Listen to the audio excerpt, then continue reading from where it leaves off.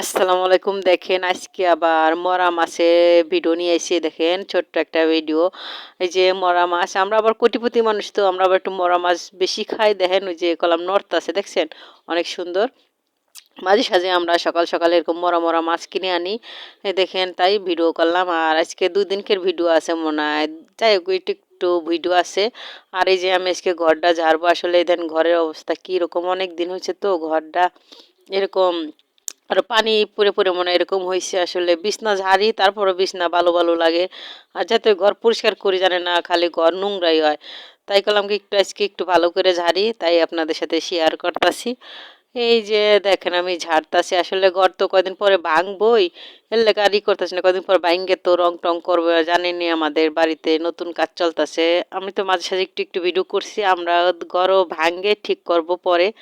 আসলে একটু সময় লাগবো, 2 মাস 3 মাস সময় লাগবো, যাই হোক। তাই এখন একটু ঝাইরে ফেলাই আগলাটা, বিছনাটা একটু ভালো যেন কম হয়। আসলে এরকমই হয় আমাদের মতন মানুষের। আসলে আর কি দেখাবো আমরা।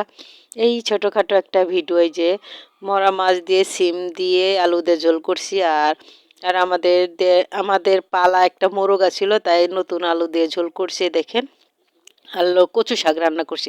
আসলে রান্না ভিডিও তো করি নাই, এই খালি রান্নার পরে ভিডিও করতেছি। এই যে মরা, যাই হোক, মোরগ, নিজের পালের মোরগ। আর যে বিকেলবেলা একটু ওই যে মুড়ি মাখাইতেছি মোরগের গোস্ত দিয়ে, আলু দিয়ে ধনিয়া পাতা দিয়ে। আসলে রিভু অনেক সুন্দর হয়েছে, মজা হয়েছে। অনেক আপুরা ভাইয়ারা দেখায় 100 টাকার 500 টাকার মোরগের গোস্ত দিয়ে মুড়ি মাখাই খায়, আর আমি নিজেই মাখাই খাই। কি করব, আমার তো সেই রকম, আমি সেরকমের, আমিও যেরকম আমার মুড়ি মাখাও সেরকম। তা মুড়ি মাখাটা অনেক মজা হয়েছে আসলে।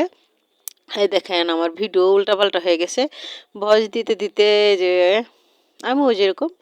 আর এই যে একটু চিকেন কী কই মুরগি ভাজা, এই মুরগি ভাজা খাইতাছি দেখছেন। একবারে মুরগি ভাইজে সস দিয়ে খাইতাছি।